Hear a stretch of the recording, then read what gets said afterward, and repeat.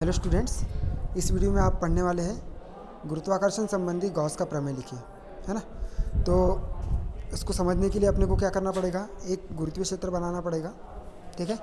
और गुरुत्वीय क्षेत्र जो है वो क्या है, किसी n द्रव्यमान के चारों ओर का वह क्षेत्र है जहाँ पर कोई भी कण जो है वो क्या करता है, गुरुत्वीय बल का अनुभव करता है। मतलब कोई भी कण है उनके बीच में क्या लगेगा, आकर्षण बल लगेगा। यहाँ पर यदि कोई बल कण है तो इनके बीच में आकर्षण बल लगेगा, यहाँ पर लगेगा, यहाँ पर है तो इनके बीच में लगेगा, है ना।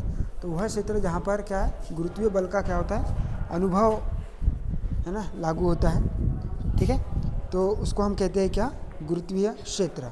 अब उस गुरुत्वीय क्षेत्र में बहुत सारे पिंड हो गए, ठीक है। और उस पिंड का, संपूर्ण पिंड का क्या आ जाएगा, द्रव्यमान कितना हो जाएगा, सिग्मा एम हो जाएगा, है ना। और प्रत्येक बिंदु पर कुछ न कुछ गुरुत्वीय क्षेत्र की क्या लगेगी, तीव्रता लगेगी।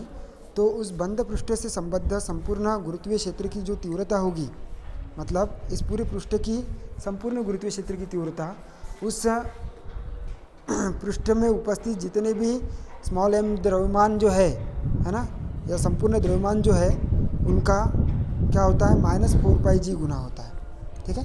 तो यहाँ पर लिखा हुआ है हमने क्या, कि किसी बंद पृष्ठ से होकर गुजरने वाला गुरुत्वीय क्षेत्र का फ्लक्स जो होगा उस पृष्ठ द्वारा घेरे गए कुल द्रव्यमान का कितना होता है, -4πg गुना होता है ना, ठीक है। क्या होता है, किसी बंद पृष्ठ से होकर गुजरने वाले गुरुत्वीय क्षेत्र का फ्लक्स, गुरुत्वीय क्षेत्र का फ्लक्स मतलब कितना, I इंटू कितना ds, गुरुत्वीय क्षेत्र की तीव्रता को शो कर रहा है I। तो वो किससे संबंधित है, किसी बंद पृष्ठ से संबंधित है। तो उसका क्या लेना पड़ेगा, क्षेत्रफल लेना पड़ेगा, sigma double integration s into कितना ds। तो उसका फ्लक्स मतलब कितना, फाई है ना। तो किसी बंद पृष्ठ से होकर गुजरने वाले गुरुत्वीय क्षेत्र का फ्लक्स जो होगा वो क्या होता है, उस पृष्ठ द्वारा घिरे गए कुल द्रव्यमान सिग्मा m का क्या होता है, -4πg गुना होता है। यह है अपना क्या, गुरुत्वाकर्षण संबंधी गॉस का प्रमेय है ना। अब इसको क्या करना है, अपने को प्रूव भी करना है। तो प्रूव करने के लिए क्या है, अपने पास चित्रानुसार एक बंद पृष्ठ S है, स्थित है, और उस बंद पृष्ठ S के किसी बिंदु O पर हमने क्या रखा है, m द्रव्यमान की कोई वस्तु रखी है, ठीक है। अब ये m द्रव्यमान की वस्तु जो रखी है उसके गुरुत्वीय क्षेत्र में बिंदु P पर स्थित, क्या, ये स्मॉल r दूरी पर, है ना। कहाँ से कहाँ तक के, यहाँ से यहाँ तक के ये स्मॉल m द्रव्यमान से ये दूरी, है ना। तो उस दूरी r दूरी तक के क्या है, एक बिंदु P रखा हुआ है जिसका एक स्मॉल क्षेत्रफल कितना है, ds है ना। उस स्मॉल क्षेत्रफल ds की जो दिशा है वो इस डायरेक्शन में है, और विद्युत क्षेत्र की जो तीव्रता की डायरेक्शन है वो इस डायरेक्शन में, ठीक है।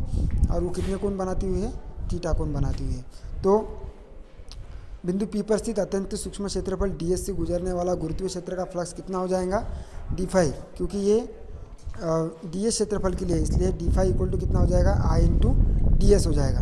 अब I इंटू ds का मतलब क्या होगा, कि ये गुरुत्वीय क्षेत्र की तीव्रता और क्षेत्रफल जो दोनों सदिश राशि है, उन दोनों सदिश राशियों का कौन सा गुणनफल है, अदिश गुणनफल है। तो अदिश गुणनफल को अपन क्या लिखते हैं, आई डी एस कितना कॉस थीटा के फॉर्म में लिखते हैं, क्योंकि जो क्षेत्रफल का यहाँ पर कौन सा घटक आएगा, क्षैतिज घटक आएगा, है ना। तो डी फाई इक्वल टू कितना आ गया, समीकरण 1 से आई डी एस इंटू कितना कॉस थीटा। अब हमको पता है कि ये आई की वैल्यू जो होती है वो कितनी होती है, बिंदु पी पर गुरुत्वीय क्षेत्र की जो तीव्रता होगी उस बिंदु पी पर रखे स्मॉल एम द्रव्यमान पर गुरुत्वीय बल को शो करती है ना।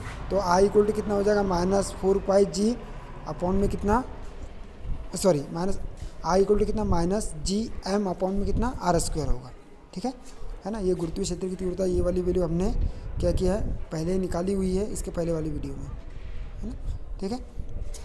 तो समीकरण 1 में क्या करेंगे, उसका मान रखेंगे, किसका मान रखेंगे, आई का मान, ठीक है। मतलब ये वाला मान यहाँ से रखेंगे आई का। तो वैल्यू कितनी आ जाएंगी, d5 इक्वल टू आई की वैल्यू रखी थी -gm अपॉन में कितना r² इंटू कितना है यहाँ पर ds कॉस थीटा। समीकरण 1 में देखो कितना है, ds कॉस थीटा, केवल यहाँ पर आई की वैल्यू रखी है हमने, और आई की वैल्यू कितनी रखी है, -4πgm अपॉन में कितना r², ठीक है। अब यहाँ से ये जो यहाँ से ये D S cos theta upon में जो ये आर स्क्वायर है ना, उसकी जगह अपन क्या लिख सकते हैं, घनकोण की वैल्यू लिख सकते हैं। तो घनकोण कितना होता है, D S cos theta upon में कितना, आर स्क्वायर। ठीक है, तो D S cos theta upon में आर स्क्वायर की जगह अपन ने क्या लिख दिया, ये घनकोण लिख दिया कितना, डी ओमेगा, है ना। ठीक है, तो डी फाई इक्वल टू कितना वैल्यू आ गई, माइनस जी एम, और D S cos theta upon में आर स्क्वायर के जगह लिख दिया अपन ने क्या, डी ओमेगा लिख दिया। ठीक है, अब यहाँ से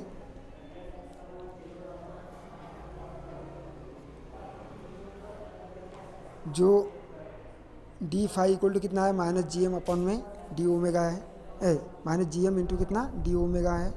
अब बंद पृष्ठ एस से गुजरने वाला संपूर्ण गुरुत्वीय फ्लक्स कितना हो जाएगा, फाई, क्योंकि ये डी एस से गुजरने वाला था। अब संपूर्ण निकालेंगे तो उसका क्या आ जाएगा, पृष्ठीय समाकलन आएगा, है ना। तो पृष्ठीय समाकलन क्या है, डबल इंटीग्रेशन एस इंटू कितना, डी फाई। ठीक है, अब यहाँ पर डी फाई की वैल्यू रखना पड़ेगा, तो कितना डी फाई की वैल्यू कितनी रखेंगे, माइनस कितना जी एम इंटू कितना, डी ओमेगा। तो ये यहाँ पर क्या लिखा है, माइनस जी एम इंटू कितना, डी ओमेगा। और ये बंद पृष्ठ के लिए है, इसलिए यहाँ पर इसको क्या लिख दिया है, बंद पृष्ठ कितना, इस टाइप से करेंगे, ये इंटीग्रेशन को शो करेगा, है ना, पृष्ठीय बंद पृष्ठीय क्षेत्रफल के लिए, है ना। तो माइनस जी एम क्या है, फाई इंटू कितना, डी ओमेगा, क्योंकि यहाँ पर माइनस जी इंटू कितना लिखा है अपन ने, डी ओमेगा की वैल्यू लिखी हुई है यहाँ से। ठीक है, तो ये फाई की वैल्यू कितनी आ गई, माइनस जी एम कितना, डी ओमेगा। अब ये घनकोण पूरे पृष्ठ के लिए है, तो घनकोण के लिए कितनी वैल्यू आ जाएंगी, 4 पाई आ जाएगी, है ना। पूरे पृष्ठीय क्षेत्रफल के लिए घनकोण का जो मान होगा, समाकलन का मान, वो कितना आ जाएगा, 4 पाई आ जाएगा, क्योंकि ये क्या है, बंद पृष्ठ द्वारा बिंदु ओ पर अंतरित घनकोण का मान कितना होता है, 4 पाई होता है। तो इसकी वैल्यू, जो ये वैल्यू लिखी है ना अपन ने, कौन सी, ये है ना, इसकी वैल्यू की जगह अपने को क्या रखना है, इसकी वैल्यू की जगह रखना है कितना, 4 पाई। तो वैल्यू कितनी आ जाएंगी, phi equal to minus G M, ये वाली वैल्यू माइनस जी एम, और इसकी वैल्यू क्या लिखी है अपन ने, 4 पाई लिखी हुई है ना, कितना, 4 pi minus G M into कितना, ये 4 पाई, ये डायरेक्ट लिख सकते हो, माइनस जी एम इंटू कितना, 4 पाई। ठीक है, तो फाई इक्वल टू कितना हो गया, माइनस जी एम इंटू कितना, 4 पाई। अब यहाँ से यदि बंद पृष्ठ में कितने कण है, M1 M2 M3 द्रव्यमान के बहुत सारे कण हैं, तो उन सभी कणों का क्या आ जाएगा, योग आ जाएगा। ये केवल एक कण के लिए था, अब पूरे कण का योग आएगा तो कितना हो जाएगा, सिग्मा m की वैल्यू निकल कर आएगी, है ना।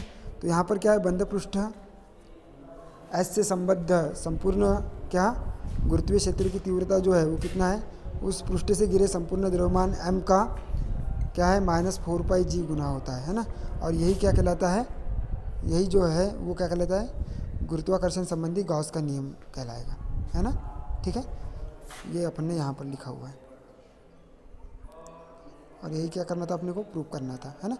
फाई इक्वल टू कितना, double integration S I into D S बराबर -4 पाई जी सिग्मा एम के रूप में।